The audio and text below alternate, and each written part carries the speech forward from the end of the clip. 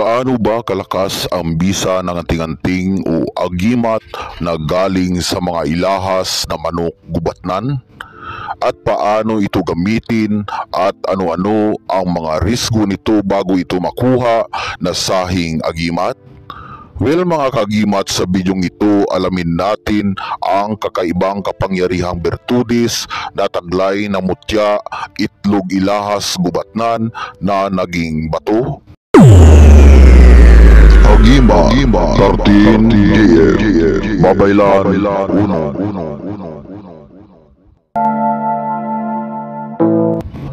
Ang pagkakaroon ng isang agimat o anting-anting ay isang biyaya mula sa kalikasan.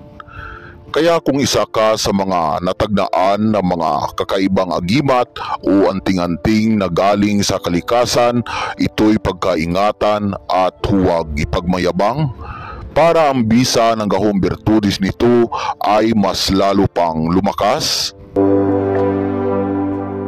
Ilahas na manok gubatnan ang tawag namin na mga babaylan-unom sa ganitong sahing manok na makikita lamang sa mga maririit, masiok na mga kagubatan dito sa aming isla. Ilahas o ila at kung sa Tagalog matawag na mailap mga kagimat. Sila ay ilahas o maiilap na mga sahing manok gubatnan. Ang mga pag-uugali ng mga ganitong sahing mga ilahas na manok ay madali silang makaramdam kung may mga kakaibang paparating na aura sa kanilang paligid. Sila ay mabilis na lumilipad at tumakbo at kung inkantong ilahas naman sila ay mabilis na maglaho. Ang mutya itlog ng ilahas na manok na naging bato, ito ay nanggaling sa kakaibang mga ilahas mga kagimat.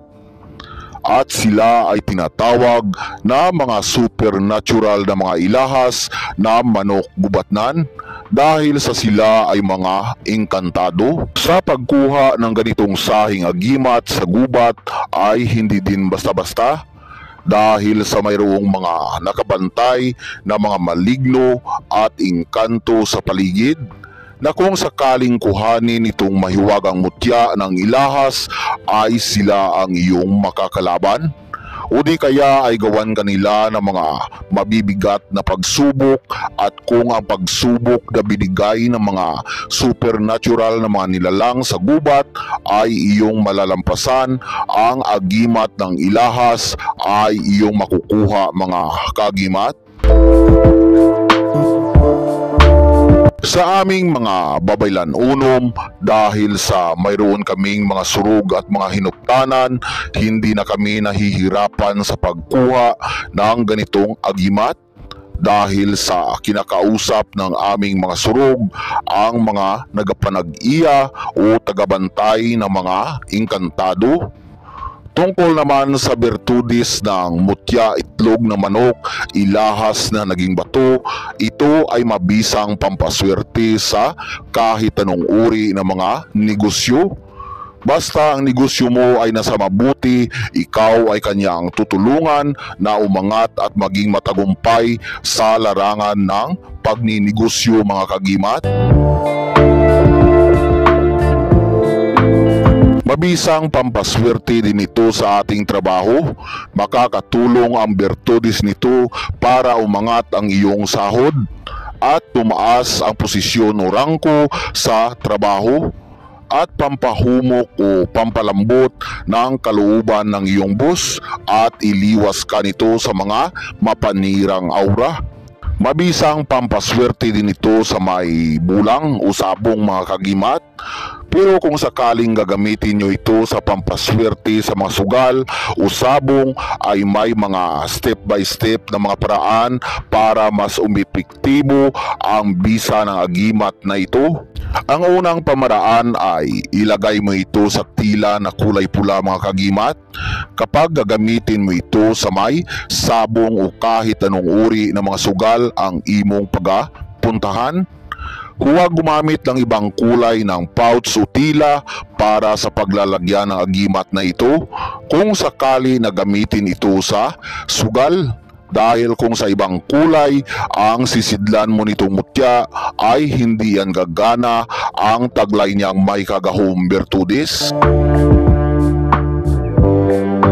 Ang ikalawang pamaraan para maging mabisa ang gahong bertudis ng mutya na ito ay sambitin ang ritual na ito ng 3 beses at saka ihip sa katawan ng mutya ilahas mga kagimat.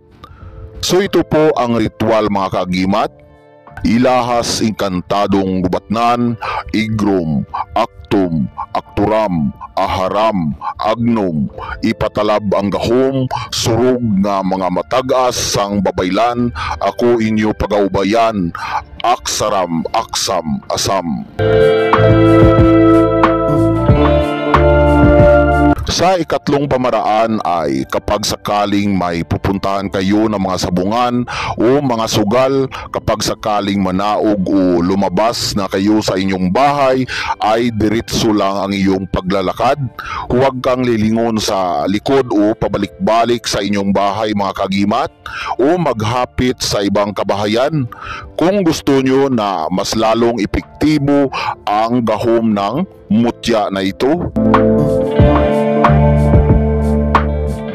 Ang mutya itlog na manok ilahas ay pwede din ito na ihulom o ibabad sa tubig para sa gawing inumin ng manok na panabong mga kagimat, para ang aura ng manok na panabong ay maging pasik o maliksi, malakas at ang kabal niya kagkunat sa katawan ay magsalir mga kagimat. Yan po mga kagimat ang 3 pamaraan para mas lalong epektibo at gumana ang taglay na may kagahong bertudis ng mutya itlog ng ilahas na naging bato. At iwasan mo lang ito na ipahawak sa maraming aura mga kagimat para hindi maglusaw ang bisa bertudis ng sangkap na ito. May bertudis dito sa healing power para sa ating kalusugan. Pwede din natin ito na ibabad sa tubig para gawing inumin para sa pampalakas ng katawan at pampabuti ng ating kalusugan. Kapag ibabad naman ito sa tubig mga kagimat na gawing inumin, gamot sa kalusugan ay sasambitin lamang ang ritual na ito ng 3 beses mga kagimat. So ito po ang ritual mga kagimat. Ibrium, ibhilom agdum agdudum, iksim, iksrim, mirom, salvador del mundo, lucati salvami. Yan po ang ritual mga kagimat. Sasambitin lamang yan ng 3 beses at saka kung matapos na ang pagsambit ng ritual ay umihip sa tubig ng pakrus mga kagimat para mas tumalab ang kanyang mahikagahong bertudis.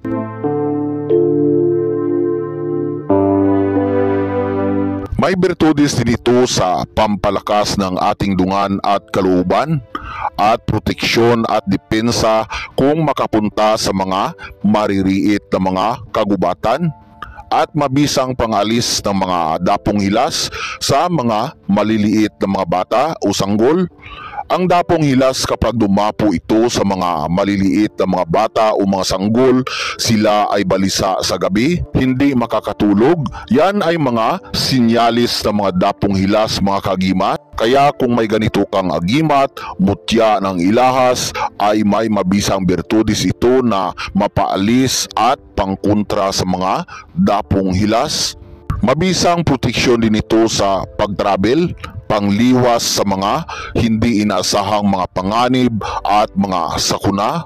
Mayroong kabal at kunat ng katawan na kusang gumagana ng taglay niyang mahikagahong bertudis kapag may hindi inasahan ng mga pangyayari mga kagimat. May malakas din ito na manimagnet, pampadapo ng kamanggadan patuhoy sa ating aura. Ang sangkap na ito ay wala tibawal mga kagimat, kahit saan pwede ito madala. Sa pampalakas naman ito ay pahiran lamang ng Divine Oil Aura Babaylan Unom sa araw lamang ng Biyernes mga kagimat.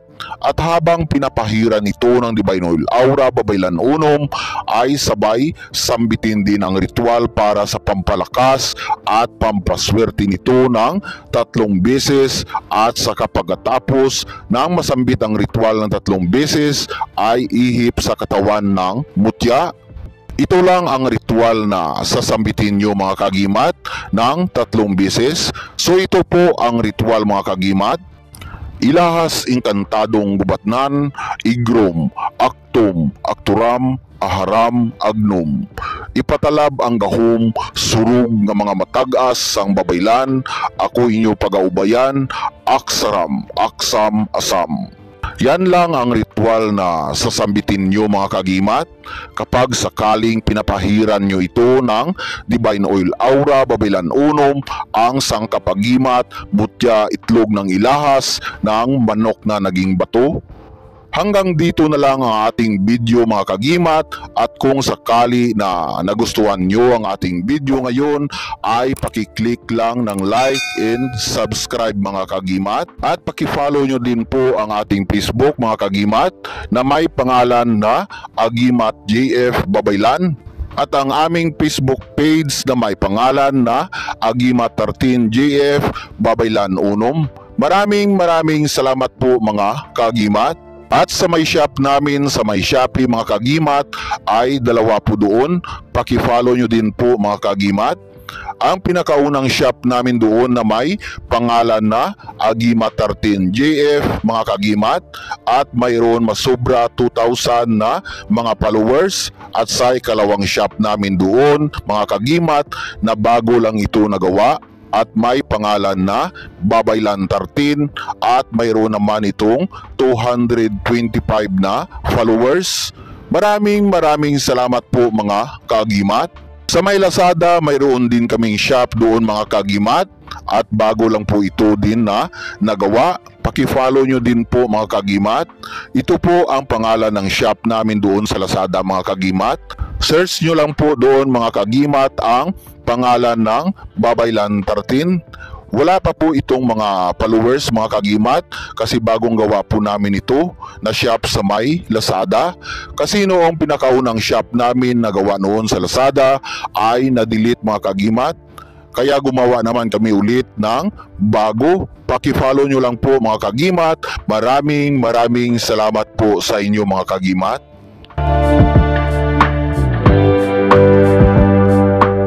Sa pagtatapos ng ating video ay muli po akong nagpapasalamat sa inyo mga kagimat.